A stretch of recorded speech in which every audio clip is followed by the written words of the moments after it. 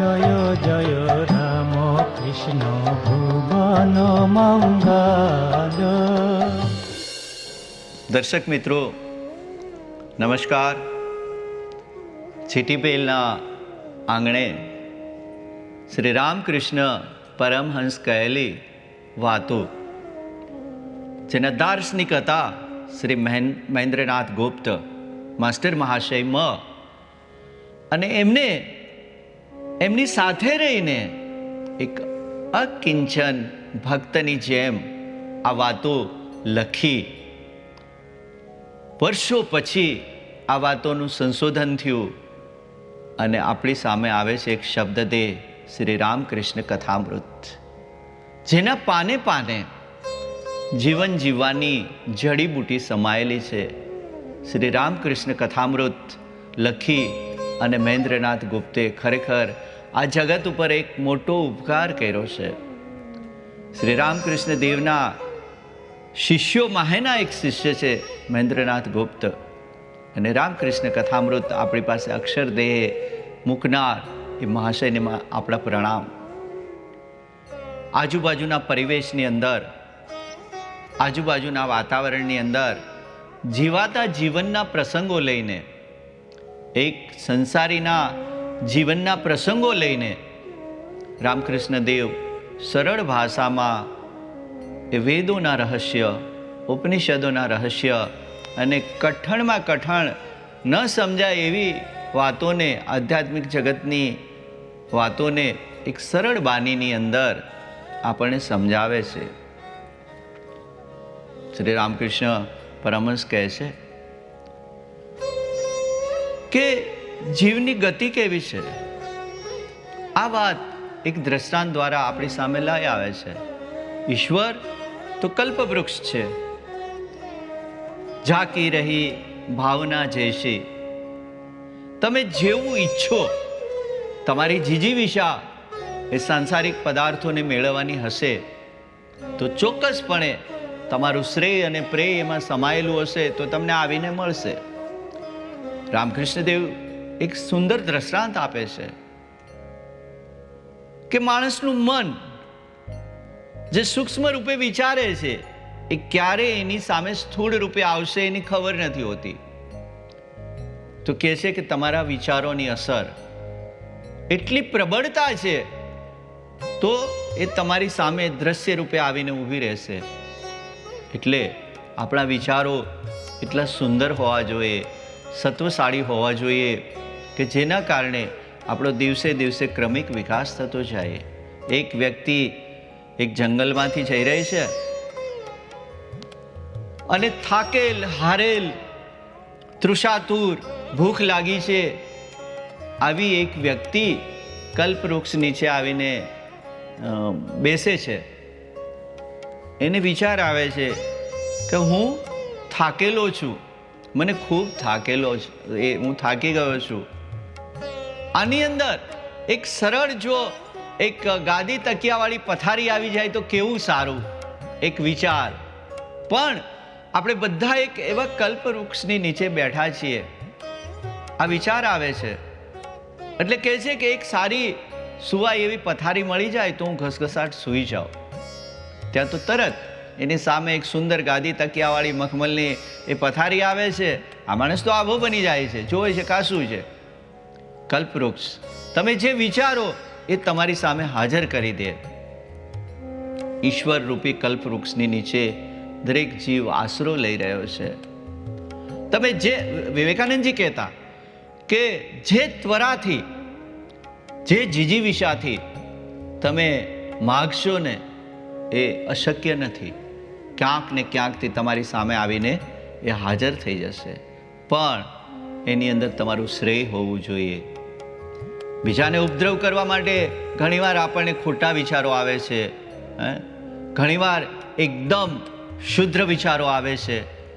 ઈશ્વરના કલ્પવૃક્ષની નીચે એના સાનિધ્યમાં જો આ જીવ બેઠો હોય તો એના વિચારોની શ્રેષ્ઠતા હોવી જોઈએ। જ્યારે આની સામે પથારી આવે છે અને એ સૂવે છે, થોડી વાર એ જાગે છે, ફરી પાછો એને વિચાર આવે છે કે અહીંયા મને તો હવે ભૂખ લાગી છે, એવું કેમ ના બને, કે મારી ભૂખ સંતોષ એવા પેય પદાર્થો, ખાદ્ય પદાર્થો આવી જાય. કલ્પવૃક્ષે એની ઈચ્છા મુજબ બધું હાજર કરી દીધું. જાત જાતના પકવાનો, શરબતો, પેય પદાર્થો, ખાદ્ય પદાર્થો, ફળ, મીઠાઈઓ, આ બધા થાળ ભરીને એની સામે આવી જાય છે. એ માણસે ધરાઈને ખાધું. એ વિચારે છે કે આ તો કેવા એ સ્થળે હું છું કે મારી અંદર એક વિચાર ઉગે છે અને એની સામે તરત વસ્તુ હાજર થઈ જાય છે. આપણને એમ લાગે કે રામકૃષ્ણ દેવની આ વાત છે એ બને, મિત્રો, બને. બીજે તો દૂર ક્યાં જવું. પણ પૂજ્ય મોટાના જીવનની અંદર નર્મદાજીના કાંઠે આવા પ્રસંગો બનેલા છે. તો આ વસ્તુ જ્યારે એની સામે ખાદ્ય પદાર્થ આવી જાય છે, એ પેટ ભરીને જમે છે. એક જંગલ છે, બિયાબાનની અંદર બેઠેલો આ એક જીવ છે.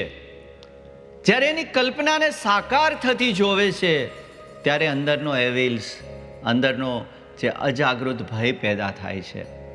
કહે છે કે આ તો બિયાબાન એકદમ બિહડ જંગલ છે, આની અંદર વાઘ પણ હોઈ શકે. તો ક્રૂર પંજાવાળો ભયાનક વાઘ એની સામે આવીને ઊભો રહે છે અને એનું ભક્ષણ કરી જાય છે. ક્યારે કાળરૂપી વાઘ આવી અને તમારું ભક્ષણ કરી જશે. એ કલ્પવૃક્ષની નીચે બેઠેલા તમામ જીવો છે. કોઈ કર્મને આધીન, કોઈ મહેનતને લીધે, પુરુષાર્થને લીધે તમારી જીજીવિષાના પરિણામ રૂપે તમે ફળની પ્રાપ્તિ કરો છો. સુખ, તમારા એ દરેક ઐશ્વર્યના સાધનો તમારી સામે આવીને ઊભા રહે છે. પણ એક છુપાયેલો વાઘ, ભયગ્રસ્ત માણસ, એક ભયની નીચે સતત જીવતો માણસ, એ અજ્ઞાતના ભયની નીચે બેઠેલો આ માણસ એ વાઘની કલ્પના કરે છે. અને કાળરૂપી વાઘ ક્યારે આવી અને આ જીવને ઉપાડી લે છે આપણને ખબર પણ નથી પડતી હોતી. એક સુંદર દ્રષ્ટાંત દ્વારા કહે છે કે તમારી એ જે કલ્પના શક્તિ છે એ ભયગ્રસ્ત ન હોવી જોઈએ. અને ગીતાકારે કીધું છે કે સંશય આત્મા વિનિશ્યતે, અને એક ભયથી જે ભાગે છે એનો પણ વિનાશ એટલી જ સહજતાથી થઈ જાય છે. તો કહે છે કે ઈશ્વરના સાનિધ્યમાં આવ્યા પછી તમે અભય બનો છો. તમારે ભય રાખવાનો જરૂર નથી. તમારા પુરુષાર્થના રૂપે તમારી સામે તમારા ઐશ્વર્યના સાધનો આવે છે, પણ એની સાથે સાથે ઈશ્વરને સરેન્ડર થઈ જાઓ, શરણાગત ભાવ, સમર્પિત થઈ જાઓ, એટલે તમારા ભય ટળી જશે. આ તૃષ્ણાનો કોઈ અંત નથી. તૃષ્ણા તો દિવસે ને દિવસે જેમ એક પ્રજ્વલિત અગ્નિની અંદર ઘી હોમી અને એની પાવક જ્વાળાઓ વધુ ને વધુ એ બહાર આવે, એ રીતે આ તૃષ્ણાનું છે. તૃષ્ણાનો કોઈ અંત નથી. રામકૃષ્ણ દેવે યક્ષ અને એક વ્યક્તિની વાત કરે છે કે એક રાજ્યની અંદર રાજાનો એક નોકર હતો. એક સમયે એ કોઈ વૃક્ષની નીચે બેઠો હતો. ત્યારે એક અવાજ આવ્યો કે તારે સુવર્ણ મુદ્રાઓ ભરેલી 7 કોઠીઓ જોઈ છે? યક્ષ છે, પ્રલોભન આપે છે અને આ માણસ એમાં ફસાઈ જાય છે. જ્યારે તમે પ્રલોભનમાં ફસાશો ત્યારે તમારો મુક્તિનો માર્ગથી તમે અવળા ફંટાઈ જશો. આ યક્ષ એને કહે છે ને 7 કોઠીઓનો એ સ્વીકાર કરે છે. હા, મારે 7 કોઠીઓ જોઈ છે. ઘરે જઈને જોવે છે તો સુવર્ણ મુદ્રા ભરેલી એ 7 કોઠીઓ છે. પણ એને દુઃખ ત્યારે થાય છે કે 6 સંપૂર્ણ ભરેલી કોઠી છે અને 7મી કોઠી થોડીક ઓછી સુવર્ણ મુદ્રાથી ભરેલી છે. એટલે એને વિચાર આવે છે કે આ કોઠી પણ હું સુવર્ણ મુદ્રાથી ભરી દઉં. એટલે એના ઘરમાં એની કાળી કમાણીના, એના મહેનતથી, એના પરસેવાની કમાણીના જે સુવર્ણના આભૂષણો હતા, સુવર્ણ મુદ્રાઓ હતી, એ ઓગાળી અને એની સુવર્ણ એ મહોર કરે છે ને ભરે છે. પણ ફરી પાછી એ કોઠી ભરાતી નથી. એ અધૂરી ને અધૂરી છે. એટલે ઉછીના ઉધારા કરે છે કે ભાઈ એને કોઈને કહેતો નથી કે મારા ઘરની અંદર આ 7 કોઠીઓ છે, પણ એક અધૂરી છે. લાલસારૂપી આ પ્રલોભન જીવનના અને તૃષ્ણા ક્યારેય સંપૂર્ણ થતી નથી. આ વાત શ્રી રામકૃષ્ણ દેવે આ દ્રષ્ટાંતની અંદર યક્ષ અને વ્યક્તિનું આ દ્રષ્ટાંત છે શ્રેષ્ઠ. આપણને એમ લાગે કે કેટલી મોટી વાત એને આ દ્રષ્ટાંત દ્વારા આપણને સમજાવી. કહે છે કે તમારું જે અર્નિંગના સોર્સ છે, તમારું જે આજીવિકાનું સાધન છે અને ખર્ચના સાધનો તમારે વિવેક બુદ્ધિથી એને વાપરવા જોઈએ, એનો ઉપયોગ કરવો જોઈએ. આજે આપણે જોઈએ છીએ તો મોટા ભાગના લોકોના કહેતા કે પહેલાંના આપણા જે પૂર્વજો કહેતા કે પછેડી પ્રમાણે 16 તાણવી. આજે લગભગના પગ આ પછેડી બહાર નીકળી ગયેલા છે અને આપણે જોઈએ છીએ કે એના પરિણામો આ સમાજ ભોગવે છે. રામકૃષ્ણ દેવે આ સરસ વાત ત્યારે કરેલી છે. તો આ વ્યક્તિ કોઠી ભરવા માટે બેવડી મજૂરી કરે છે. રાજાની પાસે કહે છે કે મને વિશેષ કામ આપો, અને એટલું જ નહીં, એ ભીખ પણ માંગે છે.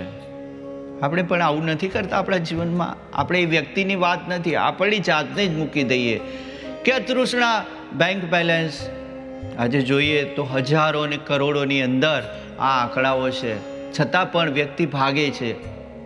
સમાજની અંદર આટલા બધા મોટા આપણે કૌભાંડો જોઈએ છીએ, તો આ 7મી કોઠી આજ દિવસ સુધી કોઈની ભરાણી નથી. કરોડોના કૌભાંડ જોઈએ, છતાં પણ તૃષ્ણા તૃષ્ણા તૃષ્ણા. રાજા જોવે છે કાં તો સુખી સંપન્ન હતો મારો નોકર, એના ચહેરા ઉપર હંમેશા શાંતિ હતી, પ્રસન્નતા હતી, તો આ કેમ છીનવાઈ ગઈ છે? એક દિવસ એને બોલાવીને કહે છે કે તે કીધું એટલે મેં તારો પગાર વધારી દીધો, છતાં પણ તારા ચહેરા ઉપર કોઈ એવો ભાવ નથી કે જેને જોઈને હું એ રાજી થઈએ. પહેલાં તું આવો નહોતો, તને 7 કોઠી તો નથી મળી ને? રાજાએ પૂછ્યું. એ માણસ ભડકે છે કે આને કઈ રીતે ખબર પડી ગઈ, રાજાને કઈ રીતે ખબર પડી ગઈ? રાજા કહે છે કે યક્ષ જેને 7 કોઠી આપે ને એની આ દશા થાય છે. તૃષ્ણા અને પ્રલોભનથી ભલે 6 કોઠી છલોછલ ભરી, પણ અતૃપ્ત આપણી વાસનાઓ, આપણા સાધન સરંજામનો અભાવ ઘણું બધું આવે, છતાં પણ વધુ ને વધુની પ્રાપ્તિની આ 7મી કોઠી ક્યારેય કોઈની ભરાતી નથી. અને એના માટે તમારે કેટલું સહન કરવું પડે છે. રામકૃષ્ણ દેવે આ સુંદર વાત આની અંદર કરી છે. આપણી જે પ્રાર્થનાઓ હતી સ્કૂલની અંદર, શાળાઓની અંદર, એ કેટલી અર્થસભર હતી. આપણે જોતા કે ગાંધીજીના જે 11 મહાવ્રત હતા, એની અંદર આ વાત કરી કે વણજોતું નવ સંઘરવું, આ 11 મહાવ્રત સમજી એને પાળવાની વાત હતી. કે એમાં એક સરસ વાત આવે કે વણજોતું ન સંઘરવું.